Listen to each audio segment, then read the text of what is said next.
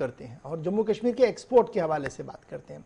Export policy को लेकर सरकार ने एक मौक़िफ़ अडॉप्ट किया है और उसके बाद हैंडीक्राफ्ट को और ज्यादा मजबूती हो इस हवाले से एमएसपीज को भी दे दिया गया है। लेकिन जम्मू कश्मीर की एक और परेशानी सामने आ रही है कि जो हैंडीक्राफ्ट के साथ लोग वाबस्ता है उनके लिए सर्टिफाइड लेबोरेटरी यहां पर नहीं है। अब आप समझ रहे होंगे कि सर्टिफाइड लेबोरेटरी का न होने का मतलब यह है कि शहतूत पर पाबंदी आयद की है सरकार ने बहुत पहले, और शहतूत की बनाई हुई चीजें आप बाहर नहीं ले सकते हैं और शहतूत की बनाई हुई चीजों पर पाबंदी है। लेकिन जब आप एक्सपोर्ट यहां से पश्मीना भी करते हैं तो उसे रोका जाता है, कंसाइनमेंट्स रुकती हैं, जिसकी वजह से काफी कुछ परेशानियां उन्हें होती है। सरकार के सामने पिछले कई सालों से प्रपोजल को रखा गया था कि इस सन्नत को बचाने के लिए एक सर्टिफाइड लेबोरेटरी की जरूरत है, लेकिन शायद सरकार टेक्निकलिटीज में फंसी है और बुनियादी सतह पर इस मामले को समझ नहीं पा रही है। हजारों करोड़ रुपए का एक्सपोर्ट होता है और इससे हजारों घर भी पलते हैं, लेकिन न जाने क्यों सरकार की नजर से अभी तक यह चीज ओझल थी। इस पर जरा और बात करेंगे, समझने की कोशिश करेंगे कि आखिर टेक्निकल प्रॉब्लम कहां पर है और सरकार इस पूरे मामले पर क्या कुछ कह रही है। हमारे साथ मुसद्दिक शाह साहब हैं, खुद एक इस काम के साथ जुड़े हुए हैं, हैंडीक्राफ्ट एक्सपोर्ट के साथ जुड़े हुए हैं, और स्पेशली जब इनसे बात करते हैं तो आपको पता लगेगा कि सिचुएशन किस तरीके की बनी है और कश्मीर के ताजरों को जो इस हैंडीक्राफ्ट हैंडलूम के साथ जुड़े हुए हैं, जो दुनिया भर तक जम्मू कश्मीर को पहचान को पहुंचाते हैं, उन्हें क्या क्या परेशानी है। मुसद्दिक शाह साहब मेरे साथ ज्वाइन कर चुके हैं श्रीनगर से। बहुत शुक्रिया शाह साहब ज्वाइन करने के लिए। बड़ा इंपॉर्टेंट है, जब मैं माजी में देखता हूं और हाल में देखता हूं तो बड़े वादे होते हैं जी, हमने जी घरेलू सन्नत को बढ़ाना है, फिर बात यह भी हुई कि हमारे एक्सपोर्टर जो हैं उनकी परेशानियों को खत्म करना है, एक एक्सपोर्ट पॉलिसी बनानी है, फिर यह कहा गया कि अब एमएसपी का मामला है जी वो भी हल कर दिया गया। लेकिन आज जो बात सामने रखी गई है वो एक यूनिक इशू है और शायद ये पहली बार सामने नहीं रखा गया, बहुत बार यह सामने आया था और सरकार लैचुलैल से ही काम लेती रही, क्योंकि मामला पश्मीना का है जिसे शहतूत के साथ जोड़कर देखा जा रहा है इंटरनेशनल मार्केट में, और सर्टिफिकेट की जरूरत है स्टेट की तरफ से। देखिए गौर साहब, जैसे आपको पता है हमारा ये पश्मीना का इंडस्ट्री 700 साल पुराना हमारा ये विरसा है। बिल्कुल। और इस विरसे को हम आगे बढ़ाना चाहते हैं। और आपको जैसे पता है कि पिछले 3 सालों से जब आर्टिकल 370 और फिर फर्स्ट कोविड और सेकंड कोविड के तातीले हो गए, जिससे हमारा सारे मार्केट्स बंद हो गए, जिसमें हमारा सबसे बड़ा मार्केट मिडिल ईस्ट और यूरोप था, तो उस वजह से जनाब एक्सपोर्टर्स बहुत ही मुश्किल से आज के डेट में काम कर रहे हैं। और अनफॉर्चुनेटली इसमें सबसे बड़ा प्रॉब्लम हमें आ रहा है कि हमारे पास टेस्टिंग लैब कश्मीर में नहीं है और एक्सपोर्टर्स को उस वजह से दिल्ली या मुंबई या जयपुर से अपनी शिपमेंट्स भेजनी पड़ती हैं। तो जैसे कि आपको पता है शहतूत तो आप बैंड है, नहीं कर सकते हैं। और पश्मीना में देखिए कोई भी स्ट्रैंड, आपको पता है हजारों किलो का ये पश्मीना हमारे पास आता है और फिर उसको एक प्रोसेस होती है कटने की, फिर बुनने की, और फिर आहिस्ता इसमें हम देखिए एक स्ट्रैंड अगर शहतूत का हो गया हम भी नहीं निकाल सकते हैं इसको। तो जाहिर है जब वो एक्सपोर्टर माल एक्सपोर्ट करता है तो वाइल्ड लाइफ और कस्टम्स डिपार्टमेंट उसमें कोई गोर, इसको ये कहते हैं गोर हियर शहतूत गोर हियर, which is very difficult to मतलब टेक आउट हमारे आम आंखों से। आपको पता है ये 17 माइक्रॉन्स का हमारा ये पश्मीना है हमारा कश्मीर का, जो कि सबसे मतलब महीन हाथ से बुना जाता है। तो इस वजह से जनाब हमारे काफी पिछले 3 साल से हमारी 40 शिपमेंटें फंसी हुई हैं कस्टम्स डिपार्टमेंट। और जैसे कि आपको पता है शहतूत का ऐसा मतलब कानून है, अल्लाह ना करे इसमें सीधा जेल हो सकता है। तो उसे हमारे सब एक तो हमारा काम बंद हो गया पिछले 3 साल से, और ऊपर से ये परेशानी होती है कि सीधा इनको यहाँ पे टेस्ट लैब नहीं है, देहरादून इनको भेजना पड़ता है जिसमें 6 दिन लगते हैं और उसमें हमारा शिपमेंट जाया हो जाता है। काफी शिपमेंट्स हमारी जो फंसी हुई हैं, ऑर्डर्स कैंसिल हो गए हैं और जिससे बहुत ही बड़ी परेशानी दरपेश है हमारे एक्सपोर्टर को।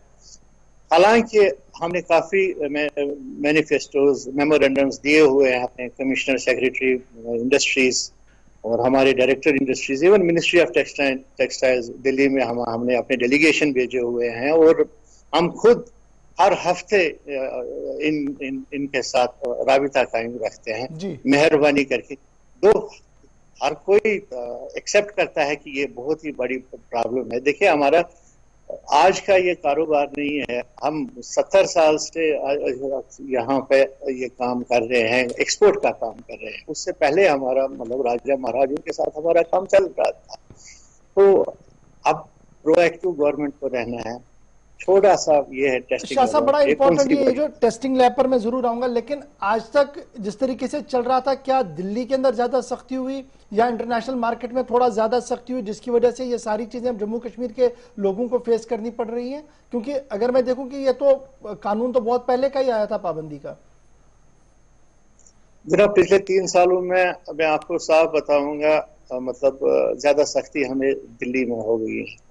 दिल्ली में ये सख्ती हो गई है और ज्यादा सख्ती मतलब अगर लैब वहां पे भी होती तो मसला नहीं था, इनको देहरादून भेजना पड़ता है। और जो वहां पे भी पुरानी एक लैब है, तो हम चाहते हैं कि एक मॉडर्न टेस्टिंग लेबोरेटरी यहाँ पे श्रीनगर में हो, जो कि यहाँ पे टेस्ट करके और वही शॉल हम एक्सपोर्ट कर सकें, ताकि हमारा खुदा ना खास्ता हमें कोई प्रॉब्लम ना आ जाए। कल को हम कन्फिस्केट होता है इंटरनेशनल कमिटमेंट की बात करते हैं, बड़ा इंपॉर्टेंट है। इंटरनेशनल मार्केट में टाइम और कमिटमेंट का वैल्यू होता है, और जब आप टाइम और कमिटमेंट ना दे पाए, that means you are black list, उसके बाद बिजनेस होना बड़ा मुश्किल है। तो क्या ये चीजें गवर्नमेंट के नोटिस में नहीं है कि जब हम अमेजॉन और दीगर लोगों के साथ कल्प कर रहे हैं जम्मू कश्मीर के हैंडीक्राफ्ट को और इसको इंटरनेशनल मार्केट तक ले जाने की कोशिश करें, और दूसरी तरफ से ये बेसिक बेबी स्टेप हमने नहीं लिया अभी तक? जनाब आप देखिए, ये बिल्कुल बेसिक स्टेप है और बेबी स्टेप है। ये देखिए बहुत जरा से हमको भी पता चलता है कि जो मुश्किलात हो रही हैं, हो सकता है इसे पार्ट ऑफ आवर पॉलिटिकल जो यहाँ पे मसले मसाइल हैं। अब मैं उसमें नहीं जाना चाहता हूँ, लेकिन एज एन एक्सपोर्टर हमारा ये है कि हमारा काम है इनके पास हमारी मुश्किलातें पहुँचाना। जो भी हमारी अथॉरिटीज है यहाँ पर, हमारा वो काम है जनाब, और हम अपना काम बगैर रोज जनाब करते हैं। हम हर दिन हम इनको जनाब, आप देखिए आज के न्यूज़पेपर्स में भी हर जगह लिखा हुआ है कश्मीर, यहाँ पे भी दिल्ली में भी जनाब ministry of textiles last week में हमने जनाब अर्जी। अच्छा, अप्रॉक्सीमेटली अगर आपसे मैं जानना चाहूं कि कितने लोग होंगे जो इस एक्सपोर्ट के साथ जुड़े हैं, और कितने लोग वो कारीगर होंगे जो डायरेक्टली इनडायरेक्टली इसके साथ जुड़े हैं? ये दो तरह के पिलर है ना जिनको देखना पड़ेगा। जी जी जी, देखिए 2,30,000 जो कारीगर हैं वो रजिस्टर्ड है हमारे JNK हैंडीक्राफ्ट डिपार्टमेंट के साथ। ये और उसमें जनाब लगभग 4,000 हमारे एक्सपोर्टर्स हैं जो कि जनाब हमारे चैम्बर्स और बाकी के साथ ऑलरेडी रजिस्टर्ड है। मतलब टोटल अगर हम इसमें इंडस्ट्री देखेंगे जनाब, ये लगभग 10 लाख लोगों की इंडस्ट्री है पश्मीना की। और आप देखिए जनाब बहुत ही अच्छी बात है कि लास्ट वीक ही गवर्नमेंट ने एक मिनिमम प्राइस MSP यहाँ पे निकाला, पश्मीना का भी और कारपेट्स का भी। हम बहुत ही इसको मतलब सपोर्ट करते हैं कि इससे हमारे कारोबार और जो छोटे बुनकर है और वीवर्स है उनके पास अच्छी वेजेस आ जाएंगी। लेकिन मसला है गवर्नमेंट को सामने आना है, गवर्नमेंट को ही पहले परचेज करना है जनाब। हम 5-6 महीनों से आप देखिए सब बैठे हुए हैं, 3 साल से हमारे मंडियां बंद है। हम कब से जनाब हमने इल्तिजा की है कि एक हमारे लिए कॉर्पस फंड एक बना दीजिए जिसमें हमारे हैंडीक्राफ्ट जम्मू कश्मीर के जाते, जिसमें खासतौर पे कारपेट्स, पश्मीना और बाकी हैंडीक्राफ्ट पेपर। अप्रोक्सीमेटली ये पश्मीना सनत जो हमारी है, ये अप्रोक्सीमेटली क्या टारगेट देती होगी, रेवेन्यू कितना होगा इसका? जनाब 2014 में जो लास्ट इसका ये हुआ था जनाब, उस वक्त हमारा 1700 करोड़ जनाब इसका एक्सपोर्ट था, जो कि अब कम ही हो गया है जनाब, मेरे ख्याल से 30% पे आ गया।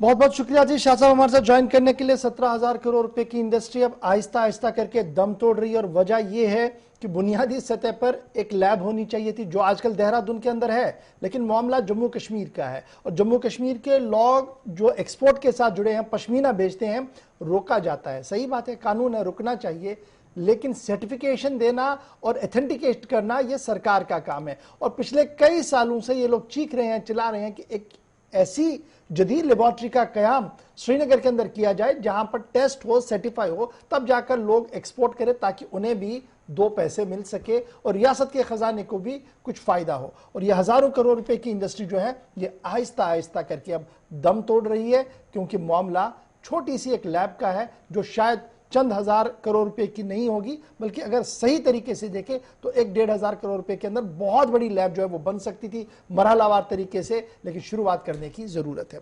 बहरहाल इंतजामिया की तरफ से कहा जा रहा है कि मरकज के साथ जो मामला जो है वो उठाया गया है और बहुत जल्द टेक्सटाइल मिनिस्ट्री जो है वो इस पर फैसला लेगी। लेट अस होप सो कि टेक्सटाइल मिनिस्ट्री बहुत जल्दी जो है वो इस पर फैसला